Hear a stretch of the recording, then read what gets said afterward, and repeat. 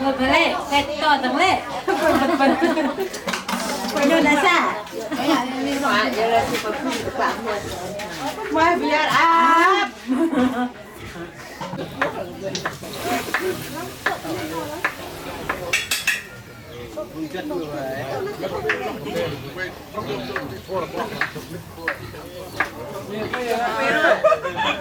ตมามาperang bengal. Itu yang mengsukian.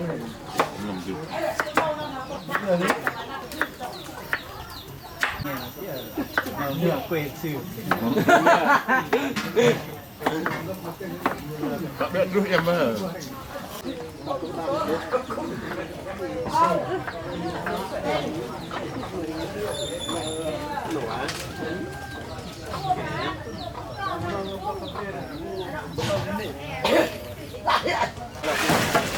Ngon nè, que mặt luôn. Đấy. Đây.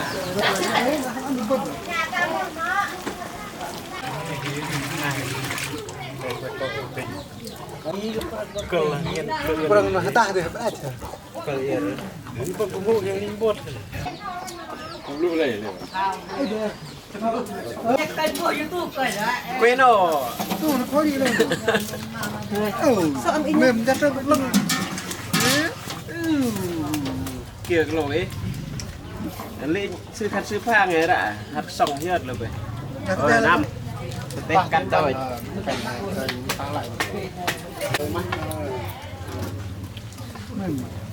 Mềm đi. Vâng vâng.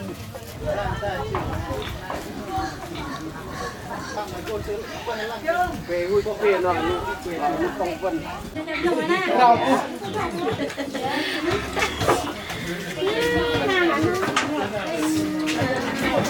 Để rong ngay để những cuốn cà phê ở Nam. Cà phê nên tỏ kể đây.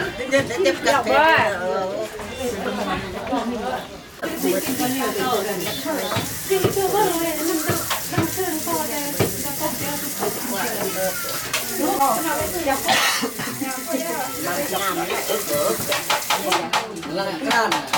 Lang cà phê đây cứ làm mang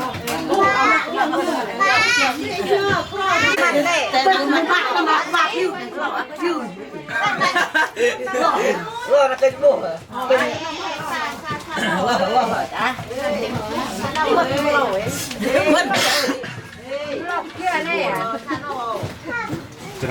Thấy ha. cái phê làm gì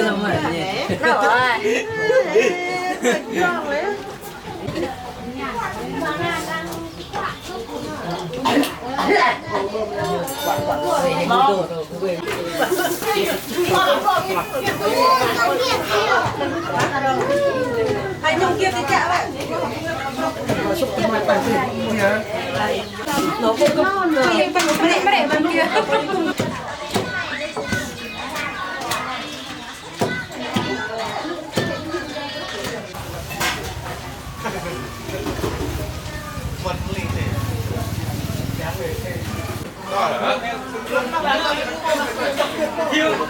Lắm nào.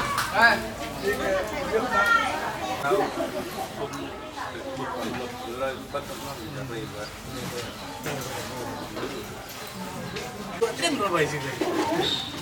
Ăn cơm. Vâng.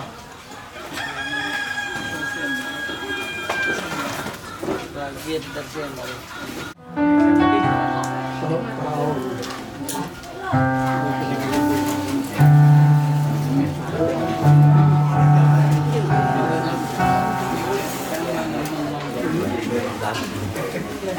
hấp dẫn. cho nó để mất giờ cùng nó làm để rồi cùng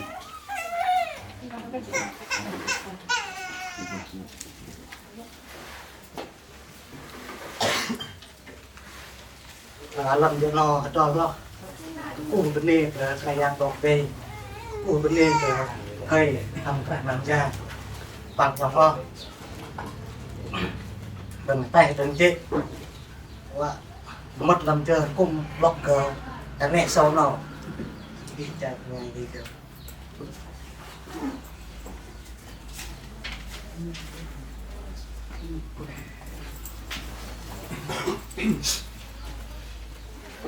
để cho nó cùng nề cờ bầu đề người lăng trong chỗ nhặt ăn bình bao dục tân người làm sinh măng để cho nó mình để mất giờ thì cung phúc bầu đề nào phúc thuê rạng nhang dòng ô nằm cho nó đâu cùng để vân rạng nhang thuê để cùng đây và để bước còn lực mình làm nề cờ bầu đề để cho nó vấn đề mất giờ không nào để rồi ta mua đề rong giang một mét để rồi mình vẫn phải đây bài đi bài số trâu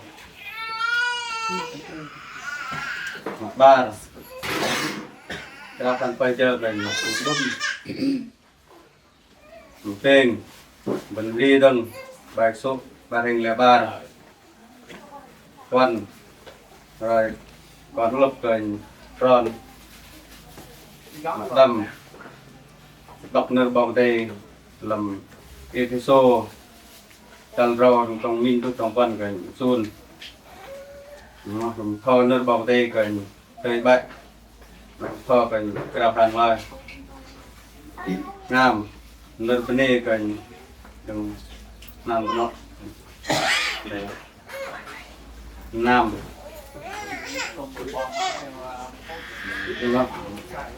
Tôi chờ mình rao than trước Giêsu đang đi Hallelujah rao than tôi chờ phải xây bệnh bóng đêm quay dài bài số trâu vẫn đi ba tròn kê người được dùng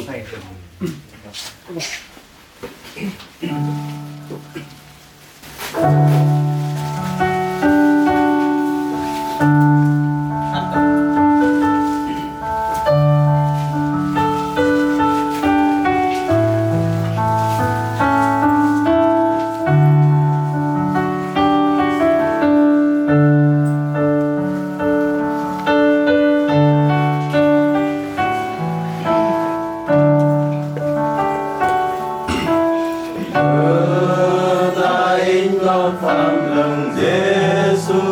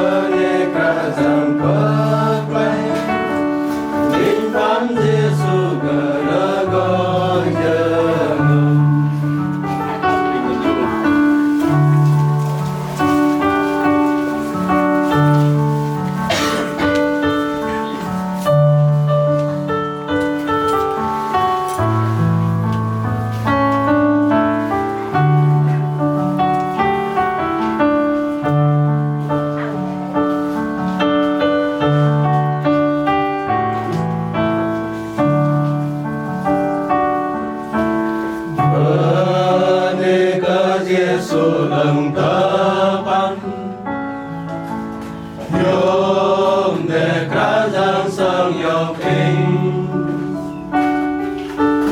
đốn rồi tin Giêsu xuân đi bay nhớ ngâm mình nhớ có thôi phiền mê ra giang in mê ra giang in xóa cả in nhé mà lối xa đi đang bờ nê ra giang bờ tay mình phán Giêsu cờ ra có nhớ đi vào phòng này mình không đang Yun, bunay ko pili ka yang bangkay atau ni pasuti dengan ini sekam yang kita yang beredar dalam dongeng benar malah tu menjawab nau bunay itu yang beredar ini kau kemudian nau yang beredar gungan nam kalau nau jadi nyamuk bunay itu yang beredar gungan thì về lại làm phóng lực của mình cầu mình nằm chúc lâm dân nó sự để cao mình cây đạm nhang để đang có như để chúc tới mình nó đọc mình bảo thơm để mình cùng giúp cho cha nó khi về ta xuống ăn ngày bây giờ đọc mình sẽ có lên nó đừng thầy để bảo họ bốc nhiều lắm đấy đi và giam họ lên đi ăn đọc đồ vào và cái đêm bốc nhiều nhưng mừng lên đấy đi cái bắp của cái chuyện đó nó đừng có cái ăn giờ những cung nó đi về đây Baca dalam ni sering lah, itu dalam ni pin dalam senyap program dia tunjuk dalam dalam hukum baca dalam kau nanti menjenau dan dia dalam rumah tu sedang menjadi empati senyap. Bini bukti gerakan yang bersyukur.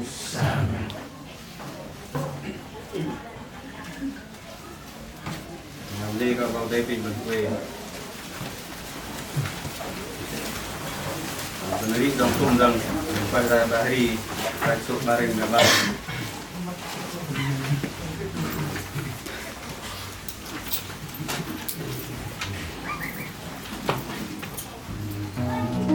dan di nang di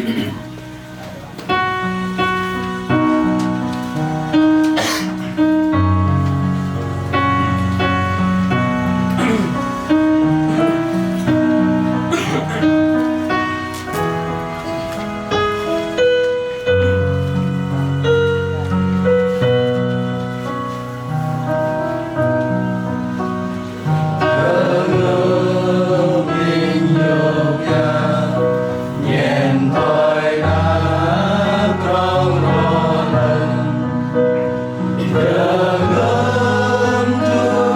Ghiền Mì Gõ để không bỏ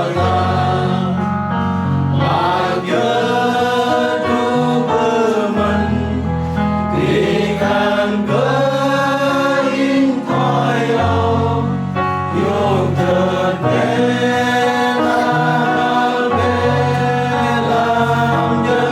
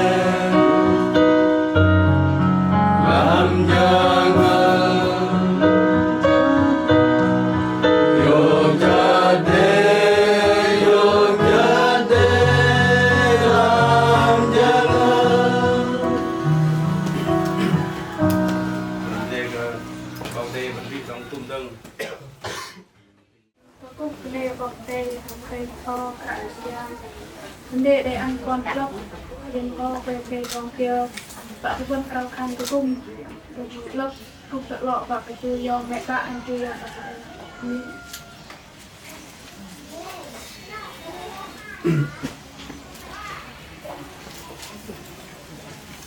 hôm nay cả vòng đây đi rong cùng đông để nhà đọc phần nơi vào đây làm như thế số đầu tổng minh giúp trong quân và phần nơi vào đây cũng còn kêu cái đăng tuôn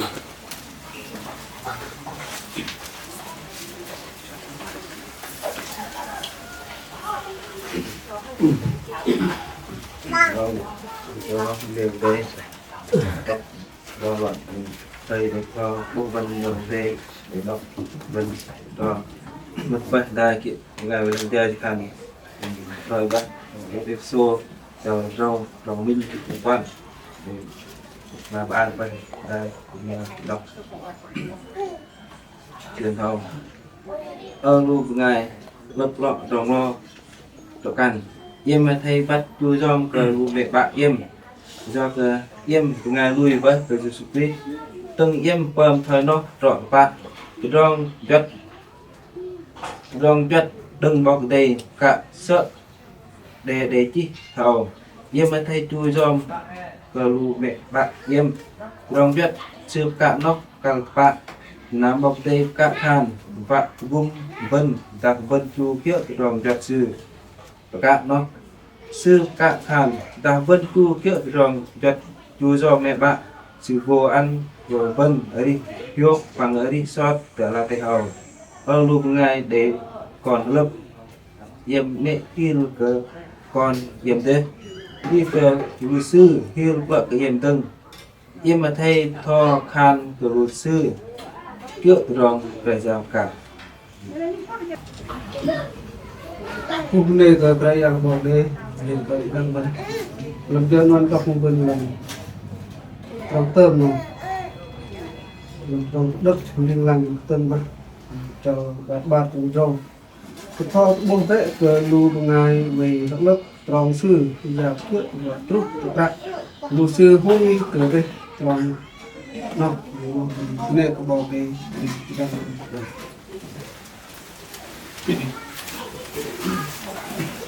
hôm nay cái trại yang bảo cái nên cái trại nam yang tàu làm apa bảo giác xây mình nên cái bảo đây mình vẫn ngăn với cái bảo đây phạm mình tôi làm bảo đây sự ăn mình hôm nay cái bảo đây mình làm hít cao mình bảo đây mà làm nước bảo đây thì phải bảo ăn cái ý đang đi bên làm giờ nào thì mình phải làm đây nào mình cái này cả bảo đây bao mình làm nước bảo đây thì mình chỉ mua làm ép xuôi để mình đọc đồng đấy thì vợ cái bên bê rong còn được cái bên thì càng đi mình làm cái bê rong con lập vân bê cái màn xa hôm mà bê rong mình làm vợ cái xưa đi ngâm pran mình to mình làm tôm rong mà vợ mình bỏ bê thì ăn mình to này mình nêu bỏ bê nên là xưa đi chi rồi cái lục vân làm nước bỏ bê làm thò cái chót nó xưa cần thêm tin có ăn tôm rong nó cứ còn yên càng có thò rong âu các bạn xì về một năm xì về rong làm một cái nhiều người tẹp nước bọt đây sẽ được nó nhiều có bè đây mình giờ nó vấn đề có hầm đây để làm vòng minh ngầm có thò con nước đừng nào đúng thì bạn về chị nó nhiều vào đây mà ba mẹ vân bê rong trong một kia chúng bước về bôi ngạt mà lên mình có cho liền nó sẽ để thích bôi bạn cần phải khảo khải nó mình lóc cái làm tròn khảo khải bỏ cái sẽ ăn vân tâm am trong con được nó mình vào đây lấy cái thô và xưa bật chú giòn nhẹ đừng vì mình cầm lên chừng mình vẫn cứ tầm còn tốt nữa vào đây vẫn luôn lúc nào để tầm vật đây ngày sự thọ cũng còn in đích tầm mình vẫn vì nghe vì mừng thêm thọ mình thọ liền nó không được đạp hàng nên là mà lúc vật nào mình bán khe được là vẫn lao tham pin bò về sự mừng của tờ bò về sự vùng nó mới bơn đi vẫn ước tạm không được bò về người ước tạm về nhé nê cả bao đây trâu trong không có dengan top of pin thôi teman-teman.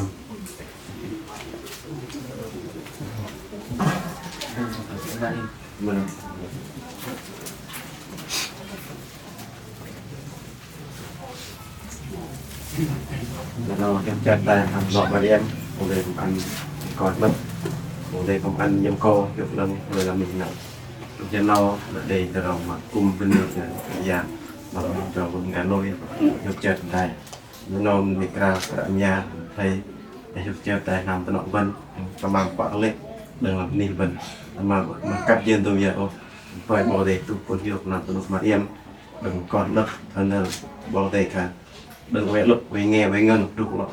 Trong lịch sử về đây cả nhà chỗ đó sáng đình là nó cũng trong đây bỏ đây.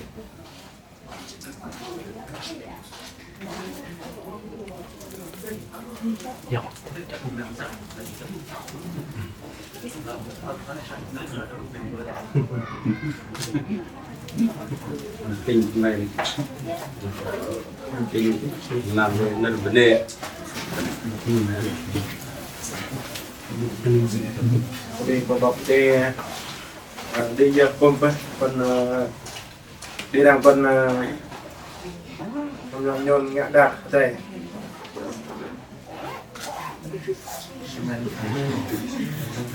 mà cái này là nhon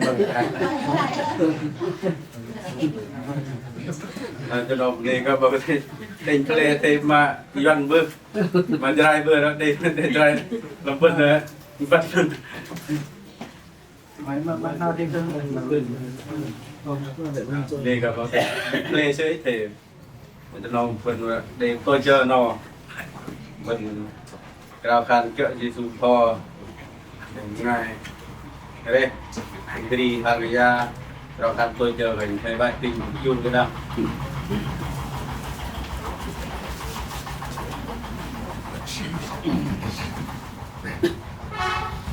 cho bạn các quý bạn bên đi anh làm ít thì là anh để ta ít thì chút anh còn chỉ được chỉ mà còn nói bạn bên đi anh nghĩ anh trong xa mà bên nam anh nghĩ để nhiều anh luôn coi những điều đó phải quan tâm bằng ngôn vì nghĩ anh luôn biết để luôn vì nghĩ không phải anh đừng còn để vì thế ta đi rồi sẽ ra đi rồi bận rộn đi quên đi là amen.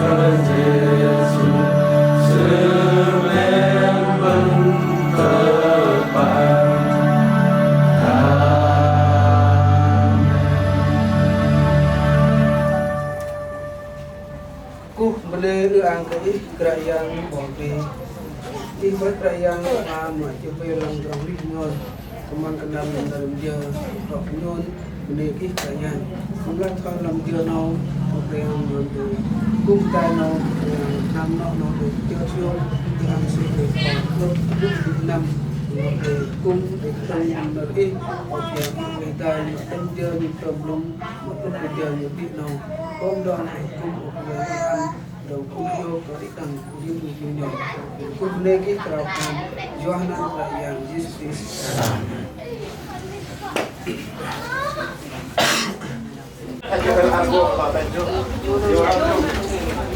Marah-marah. Jangan marah-marah.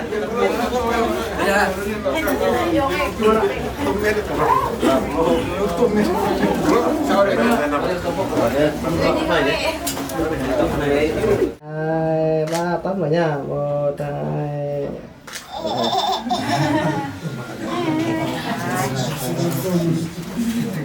Dạ chứ. Dạ chứ. Dạ chứ.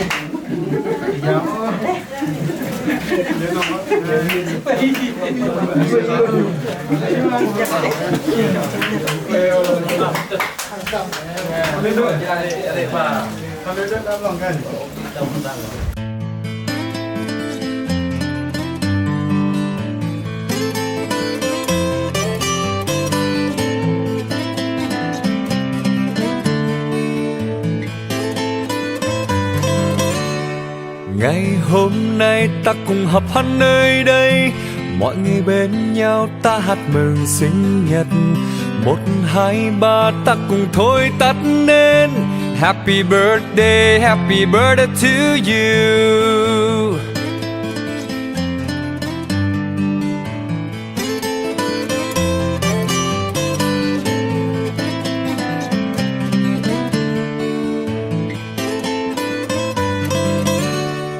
On this day all together we'll be, and we'll all sing for your birthday. 1, 2, 3, we blow out the candles. Happy birthday to you. Happy birthday to you.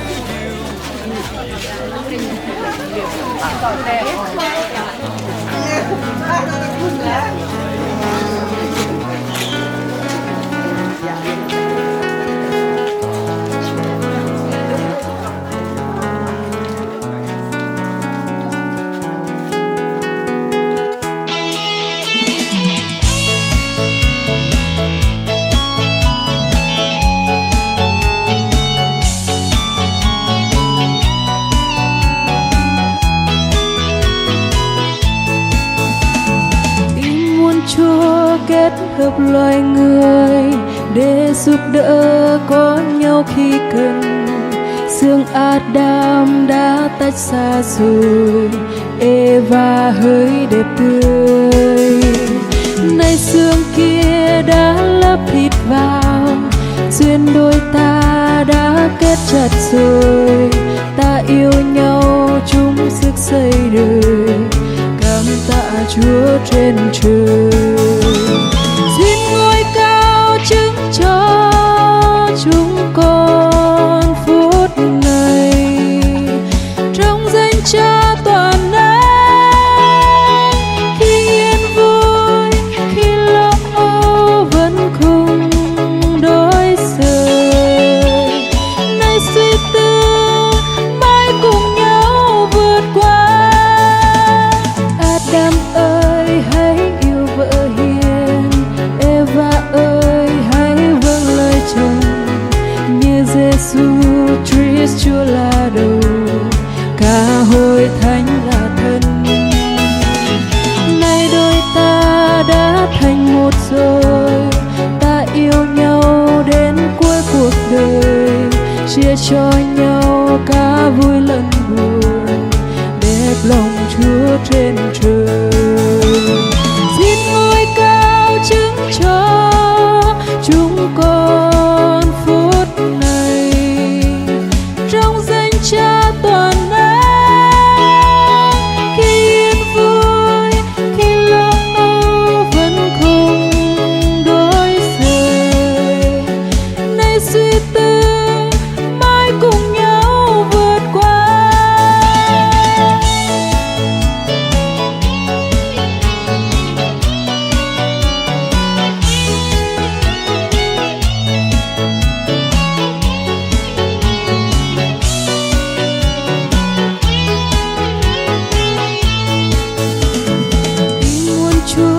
Kết hợp loài người để giúp đỡ có nhau khi cần.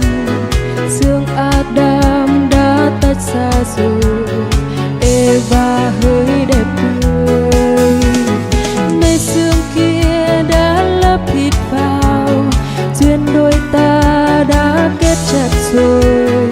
Ta yêu nhau chung sức xây đời, cảm tạ Chúa trên trời. Xin ngôi cao chứng cho chúng con phút này, trong danh Cha toàn năng. Khi yên vui, khi lo âu vẫn không đổi rời.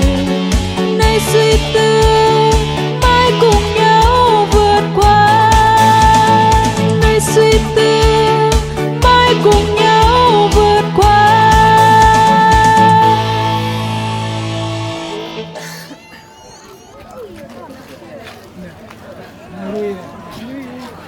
mẹ hạt tậu một đứa cậu con yêu một lê đã có trường cấp một này đã có là nhả như đã vượt là có trường vâng thường đồng cầm bột đặc đoà để nhận áo tay to mà lại một tặng có tin là có chợ đặc đoà gì trường trong bên được làm trong hoàng sa do học được này đã chỉ bắt về bắt một gồm là về tóc thì Kalau dek bak no nang gre thao là ha do là cái nào nó cần chịu bắt tiền hoặc là cấp sơn bắt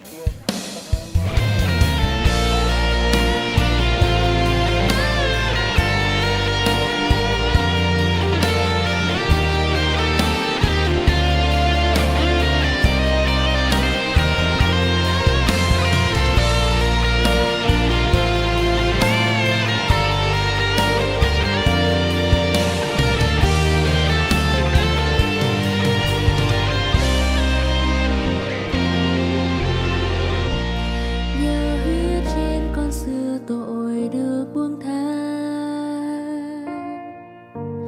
nhờ dấu đinh ngày chiều đau đớn con được sống, được lời hàng sống của Cha dưỡng nuôi mỗi ngày. Ở nơi đây con mong vun xây nhà Cha. Lòng khắc ghi ơn cao vời không kể xiết, nguyện Chúa cho lòng con xem thấy như Ngài thấy, làm cho bùng cháy trong con trái tim biển nhiều tha nhớ, ánh sáng tròn nơi trần gian vì người tôi như con, giúp con trở nên giống Chúa càng hơn, đến đêm hy vọng chào ban tâm đúng của Ngài chính Vua Giêsu, được yêu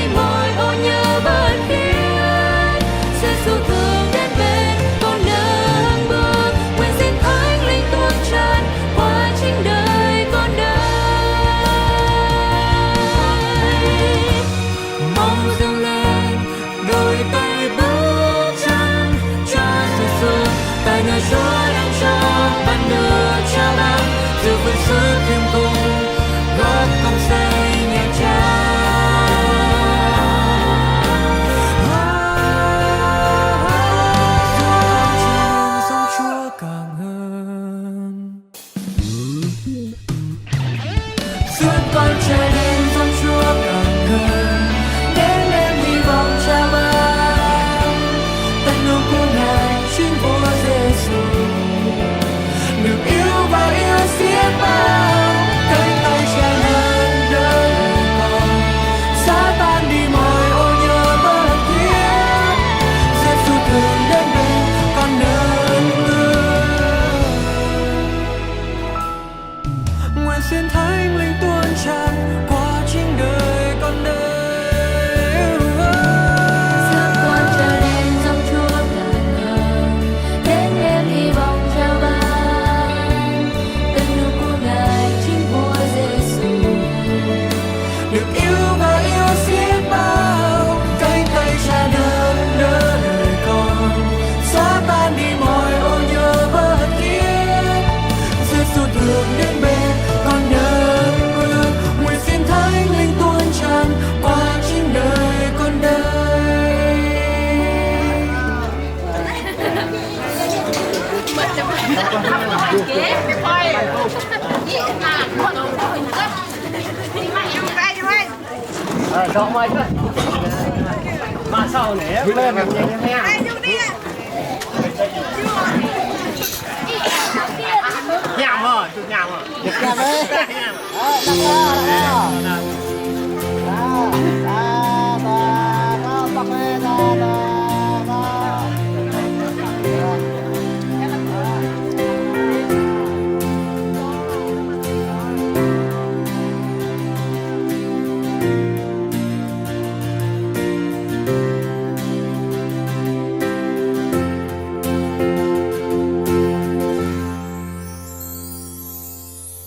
Vui thay khi con đến với Cha, mọi điều từ lòng con chỉ mong thưa cùng Ngài. Lời biết ơn, lời cảm ơn về mọi điều mà Cha đã ban, về mọi nguồn hạnh phúc Chúa tuôn trong cuộc đời. Nguyện biết ơn, nguyện cảm ơn. Tâm con luôn ghi ơn với khúc hát chúc tan. Hai tay con đưa cao, vui ca khen danh Cha. Cảm ơn Ngài, biết ơn Cha và cảm ơn Ngài. Cảm ơn Ngài, biết ơn Cha và cảm ơn Ngài suốt cuộc đời.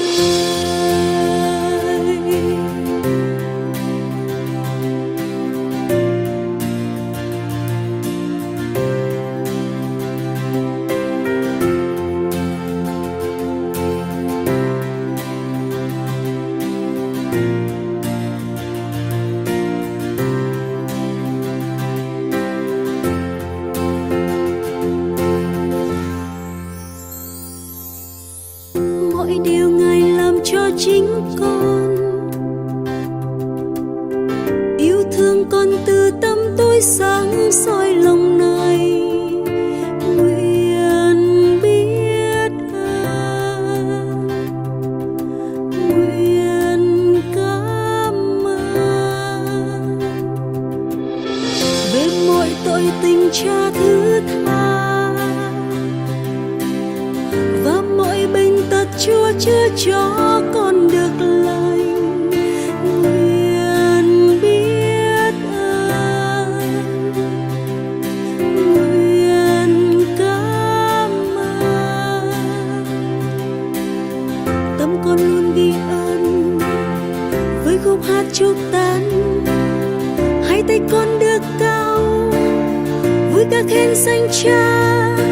Cảm ơn Ngài, biết ơn Cha và cảm ơn Ngài. Cảm ơn Ngài, biết ơn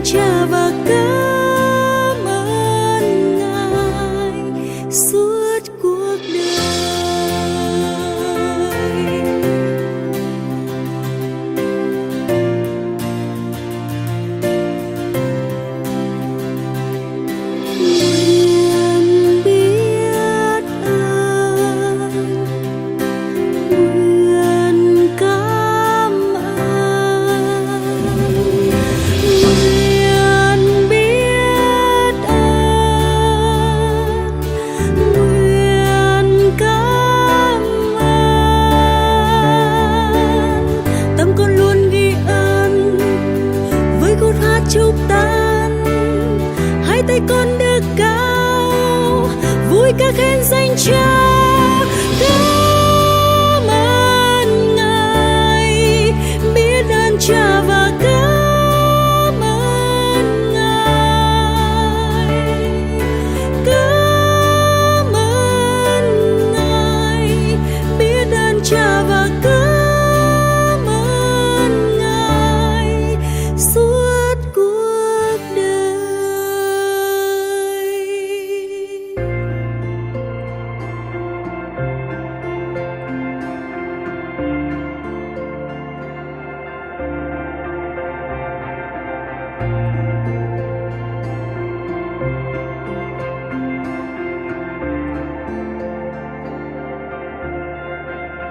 Thiên Chúa ngự giữa chúng con, vì danh Thiên Chúa chúng con nhóm lại, con cảm nhận Chúa Thánh Linh khi con đến.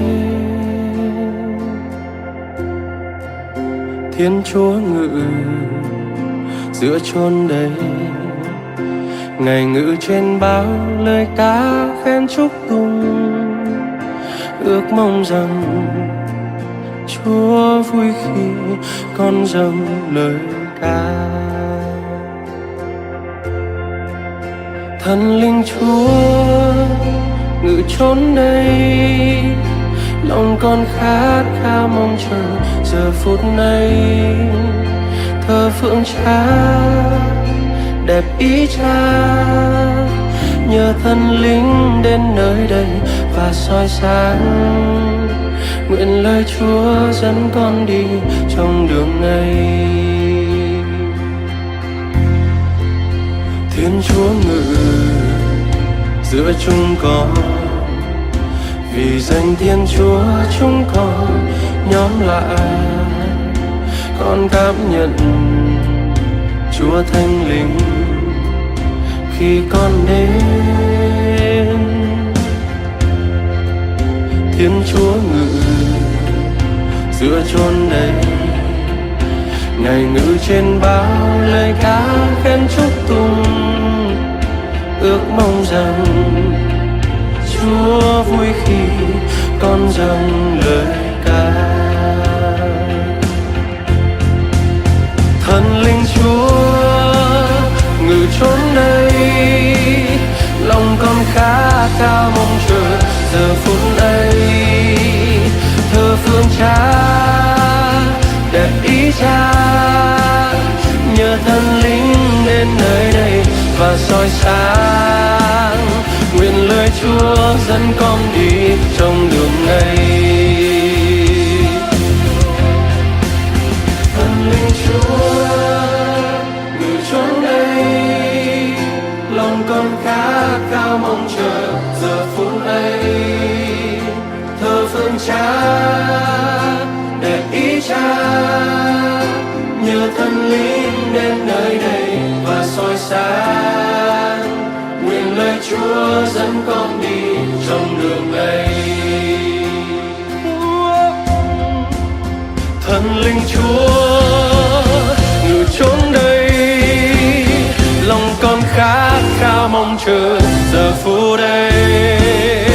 Thờ phượng Cha đẹp ý Cha, nhờ thần linh đến nơi đây và soi sáng. Nguyện lời Chúa dẫn con đi trong đường này. Nguyện lời Chúa dẫn con đi trong đường này. Nguyện lời Chúa dẫn con đi trong đường này.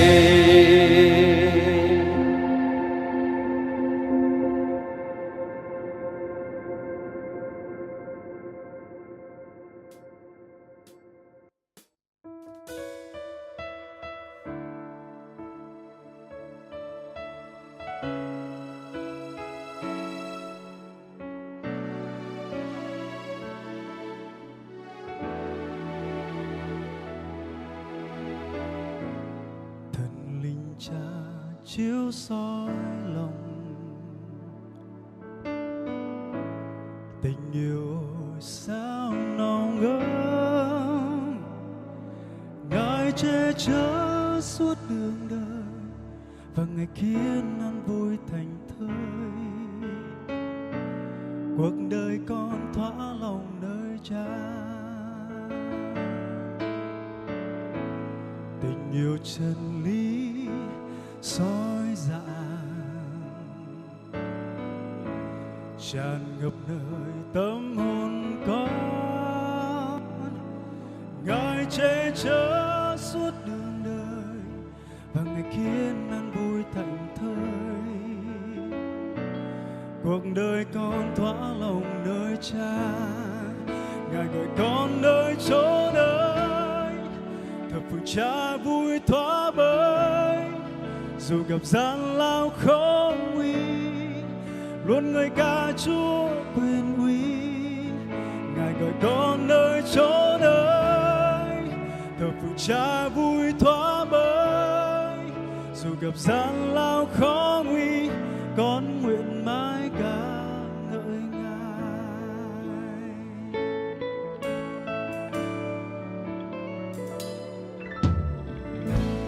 Tình yêu chân lý soi rạng tràn ngập đời tâm hồn con. Ngài che chở suốt đường đời và ngày khiến an vui thảnh thơi. Cuộc đời con thỏa lòng nơi cha, Ngài gọi con nơi chốn ấy, thập phương cha vui thỏa bới. Dù gặp gian lao khó nguy, luôn ngợi ca Chúa quyền uy. Ngài gọi con nơi chốn ấy, thập phương cha vui thỏa bới. Dù gặp gian lao khó nguy, con nguyện mãi ca ngợi Ngài. Trọn đời quyết bước với Chúa chính Ngài đường đi, quyết sống với Chúa chính Ngài nguồn sống. Tại nơi chốn đó con nguyện chúc tôi. Trọn đời quyết bước với Chúa chính Ngài đường đi, quyết sống với Chúa chính Ngài nguồn sống. Tại nơi chốn đó lòng ngợi ơn Cha, con nơi chốn ấy, Cha vui thỏa bới. Dù gặp gian lao khó nguy, luôn ngợi ca Chúa quyền uy. Con nơi chốn ấy, thập phương Cha vui thỏa bới. Dù gặp gian lao khó nguy, con nguyện mãi ca ngợi Ngài.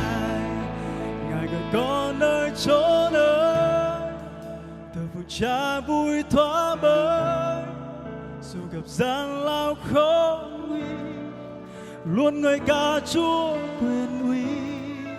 Ngài gọi con nơi chốn ấy, thập phương Cha vui thỏa bới. Dù gặp gian lao khó nguy, con nguyện mãi ca ngợi Ngài. Dù gặp gian lao khó nguy, con nguyện mãi ca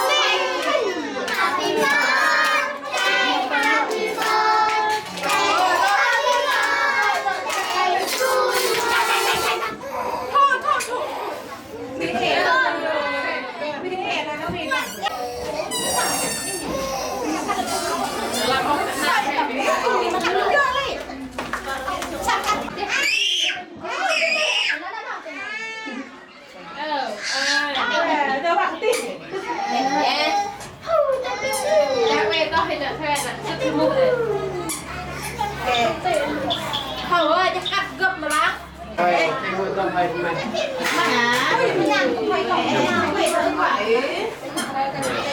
Chườn này dòng.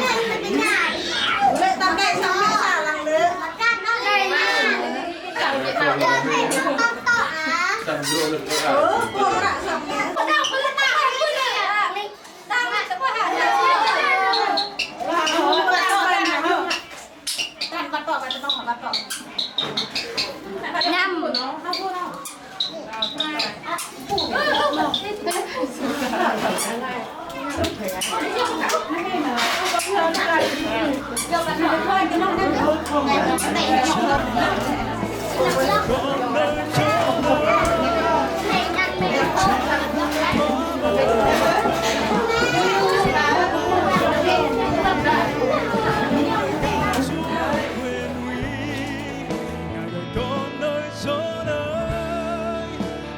Cha vui thoa bơi dù gặp gian lao khó nguy, con nguyện mãi ca ngợi Ngài trọn đời quý